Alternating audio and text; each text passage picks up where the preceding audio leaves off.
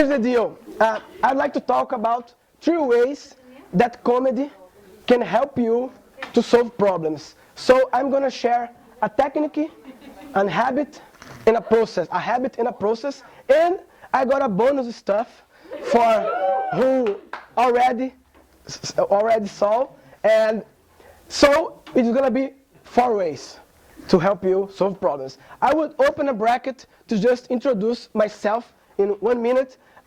When I was a teenager, 1996, internet was beginning in Brazil, and I created a website that got very popular in Brazil. It was an entertainment portal, porn site, and I used it to scan Playboy photos, and Playboy didn't have website, so if you have Playboy, you come to me, baby. And it got really huge success in Brazil, and then I win this contest for best personal website, and the year after I won it again. So I started doing lectures about internet. My lecture was what is internet? That was my lecture. So I wrote books about that, and then I created a company to develop software development, web development company. Then I started up in 2000 for online food delivery. I used Page to deliver the message because. Is that you? Yeah. What happened?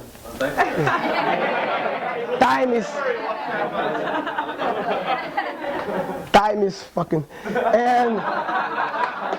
And so my company got, this was the management team of my company, it got quite bigger. Then I majored in business administration, and I was the speaker of my class, and then I did a funny speech. Since 2006, I've never done any joke in my whole life. I was serious and geeky and nerd, and then I made this funny speech because usually this major stuff is always funny. So people laughed, and after the graduation, all my colleagues were like, now I'm a business administrator, and now I'm a comedian. You know, like the opposite of everybody.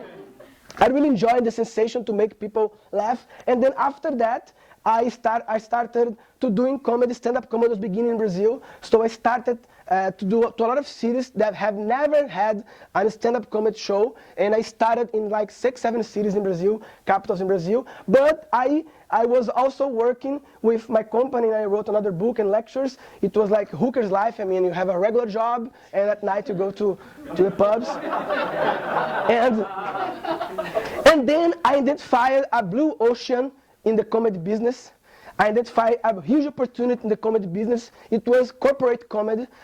It was a huge marketing, and the comedians in Brazil was kind of ignoring that because comedians like audience that is dying for them. And in the corporate event, is more difficult, the audience. So I identified it was a huge business. I had a business background, and then I started doing comedy for companies. So I'm specializing on that since 2010. The companies hire me, they give me a briefing, and they deliver to them the content they want in an entertaining way. So I started doing this for a lot of companies, even small events, and then I started doing comedy consulting.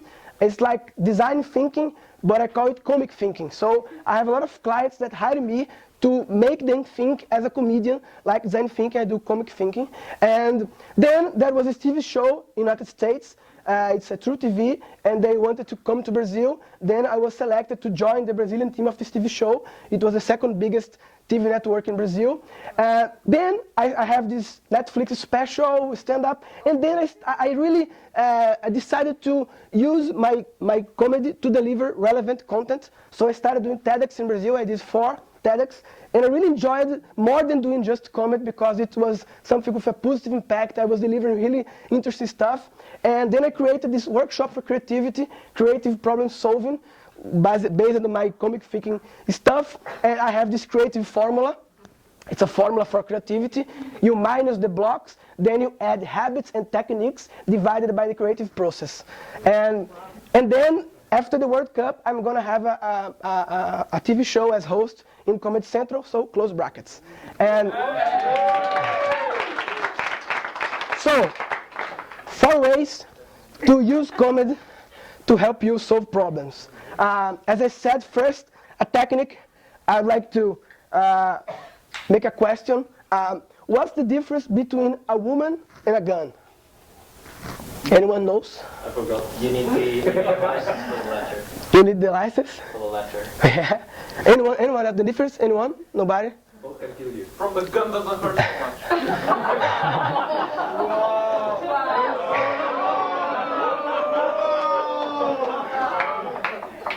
True love story. The main difference is that a woman is a person and a gun is an object.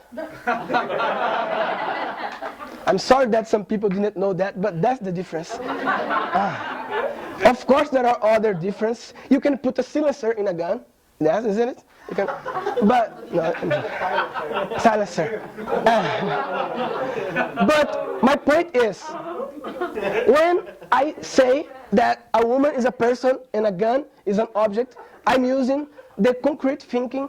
That's a logical thinking, rational, real, adult, analytic, specific, exact, and direct. That's what I use when I say that woman is a person and then guns. The other answers that you guys did, the joke answers, use abstract thinking. It's metaphoric, paradox, it's generic, it's children, ambiguity, guess, it's dream, it's comic, it's funny, it's crazy. My point is, why do we live with this concrete switch on? That's our default. And then when we feel that we are dealing with a riddle, we kind of switch to the abstract thinking. I mean, when I made the question, nobody used concrete thinking. Everybody switched to abstract thinking and started thinking, what's the metaphoric idea? What's the abstract, the funny, the crazy? You totally forgot the concrete thinking. So my point is, why we can't switch this stuff every day in our life? I mean, why we can't switch? Why do we need to expect a riddle to switch? Why we don't get the way to switch it whenever we want? But how will this help me to solve problems? For now, it's just a crazy technique. Well, if you do this, probably you won't solve problems because you get crazy stuff and crazy funny, but not solving anything. But when you deal with a problem, you have a lot of paths you can go. You have the obvious path that everybody goes, and you have some other paths, not so obvious. And when you switch to this abstract thinking, you go to a totally crazy motherfucking path. And maybe this path won't help you, won't give you the solution, but makes you go far away, and then if you come back a little, maybe you are in a different place that you wouldn't be if you just used the concrete thinking. So it's just about kicking the ball very far away and then returning a little to reality and then using concrete thinking. So the first technique I would like to share is, in a brainstorm session, try always to start asking people what's the worst solution to this problem. 20 minutes, 30 minutes, what's the worst solution? At this point, everybody will automatically switch to the abstract thinking. You will start think metaphorically, will start being crazy and guess and go to different crazy paths. And these have three big benefits. First, you get a fun environment. That's obvious. You know, when I make that question, you guys said some stuff and everybody laughed. So the environment will be funny. Second, you let people go crazy. You are authorizing people. Now you can go crazy. You can say bullshit now. You are authorized to do that. And the third is the most important stuff. Everybody in school, and sometime ask a question, and the class will, a dumb question. So it's normal that people is ashamed sometimes to share their ideas. So usually in brainstorm sessions, people try to judge the ideas before in their brain and just share if it's a good idea. And maybe your bad idea could have sex with another bad idea and make some interesting. So when you let people search for the worst solution, you establish the floor. You know, you go, the ideas that will come are so bad that when you start the real moment, the probability to you say a real idea that is worse than the idea that was already said is low. The probability is low because you establish the floor very down, very low. You know, so the environment, people get free to share ideas because they won't be worse than what have already been said. Okay, so the first technique is that ask for the worst solution in order to switch to the abstract mode thinking. Second stuff, habit. Jerry Seinfeld, I'm a huge fan of, everybody knows that, of course. And before he got very famous, he made this documentary, Seinfeld Confidential. And it was a documentary about how comedians get their material. So it was a fake documentary, it's a mock documentary, and he was like telling shit. And his theory is that comedians have a different glasses, a lens that make them see the world in a different way. He calls, and his documentary is about this supposed glass that comedians have to make the world. And this is quite right. I mean, comedians are used to look to stuff in a different way that people don't look. And so we are used, it's a habit to look to stuff in a different way. You know, a regular scene, two people in an umbrella, and we think like the umbrella has a huge misconception. It's a product with a huge misconception, because what's the best part of the umbrella? What's the part that gets you most protected? It's the middle of the umbrella. But the handle, the umbrella's handle, is exactly in the middle. That's wrong. The handle should be in the edge so we can be in the middle. That's not fair. We pay for the umbrella, we get wet in the back, and the handle is like, I'm the fucking handle, I don't get wet, you know? That's right. That's a misconception of the product umbrella, but people don't care about it. They just ignore it, and comedians they have this habit to always critical thinking, always look for things in a critical way. So, for instance, someone look into this, but saw other stuff, looking in a different way and saw a different use for this. So the habit I would like to propose is to look different. Think, what if I put a comedian's lens now? What I should look different from all other people? And as is a habit, all habits have the 3 steps. All habits start with a trigger, then the actual habit, the action, and a reward. So what I did to create this look different habit. I turned gay? No. I bought a ring. I wasn't married yet, and I bought this ring. This ring had the objective to remember me to look different. It was just a trigger, Look the ring, look different. And after some days, I don't need more the ringer because it became a habit. It's incorporated. So that's the second thing, look different. And the third and last thing is about process. At our opening ceremony, Matt said that ideas have sex. It's very important. And then Dave from Ideal talking about having a lot of ideas and have wild ideas. That's abstract thinking. And then Peter told about having a notebook to take notes of stuff. And if you sum all this stuff, like it's about having a lot of wild ideas, take note of them and make them have sex. So I created a process to do that, a system. It's like this. I have a spreadsheet, Google Docs. I call it combinativity spreadsheet because it's about combining ideas. And all insights I have, not only the good ones, all insights, mostly the bad ones, all insights I post on Twitter. I don't care if people will get it or not. It's for me. I post it on Twitter. When the month ends, I favorite the insight ones because I have promotional tweets too. The insight ones, the good, the best, all of them. And I put each insight in one line at the spreadsheet at column B. Why column B? Because the second step is at column A, I put a keyword that summarizes that insight, like airport, like marriage, like anything. And then the third and beautiful step is to order by alphabetically. So an insight about airport that I have in 2007 goes together with an insight about airport that I just had. So I help my brain to make ideas have sex. It's a system to do that. So I really need that everybody must create his own system because I believe that a good idea is the sum of a lot of regular ideas, and a regular idea is the sum of a lot of bad ideas.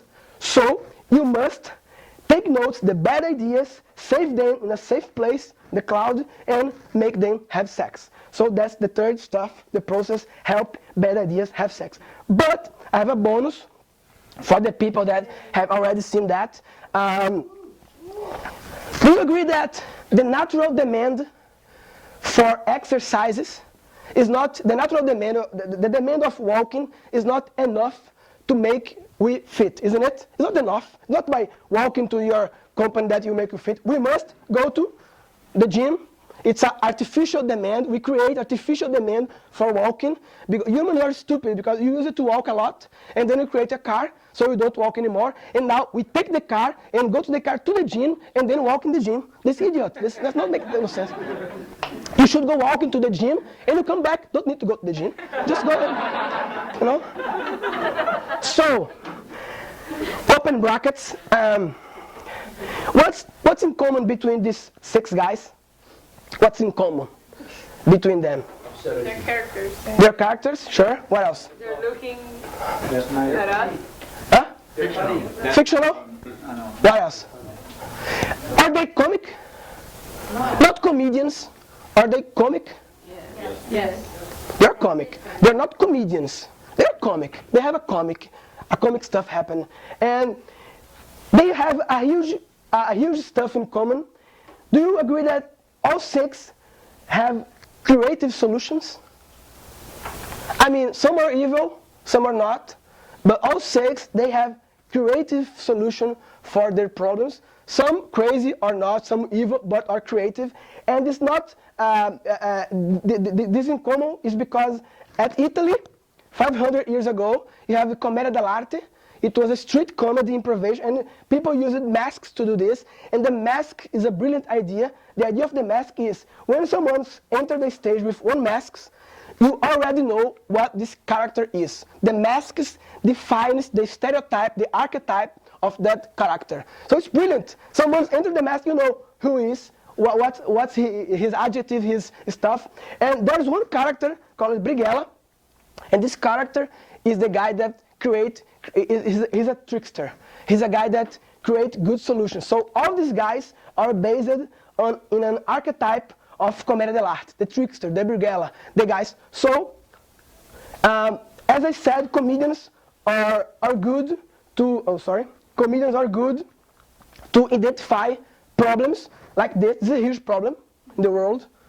Why they made the toothpaste lid exactly in the same size of the sink drain? That's not fair. I mean, why they did that? They want to fuck humanity, you know. Because it always falls and you can't take out. That's why God created the pinky to remove it. That's the function of the pinky. And usually the toothpaste, the toothpaste have kind of a suicide tendency, isn't it? The toothpaste have kind of a suicide tendency. You're going to put and it falls in the sink. The paste, you know, it throws itself. And usually the paste goes in the sink, except if you have a shirt with a different color from the toothpaste. Because they want to fuck humanity, you know.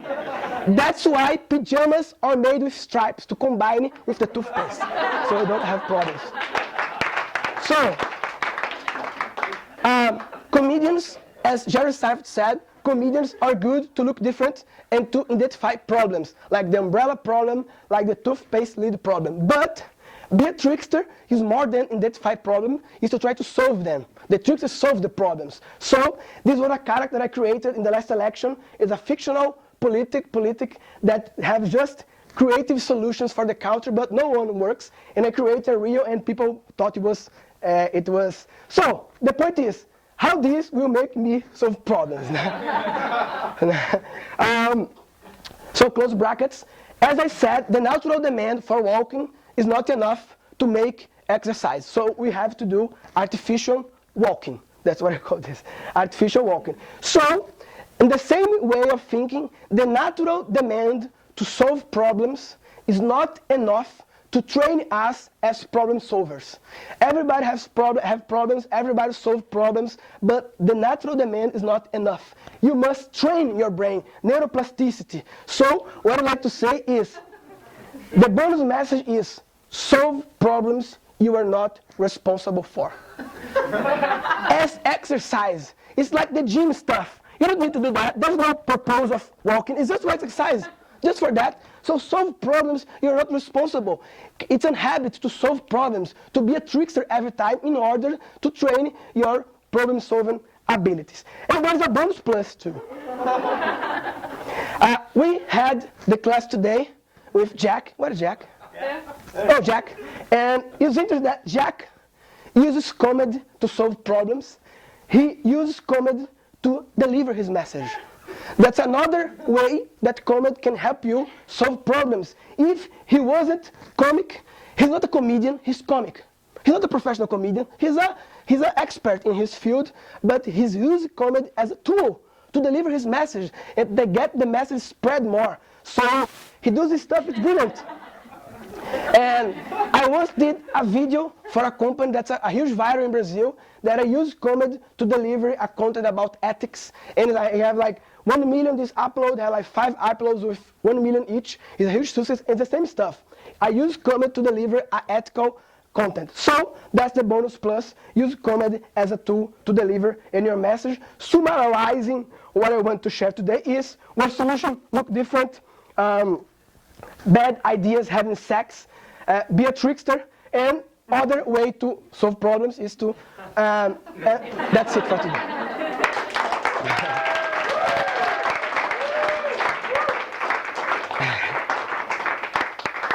So now, Jack, before the financial tech that's going to happen at the conference, Jack would like to share some thoughts with us. So, Jack, Sim, you want to use this? No, I have no pathway.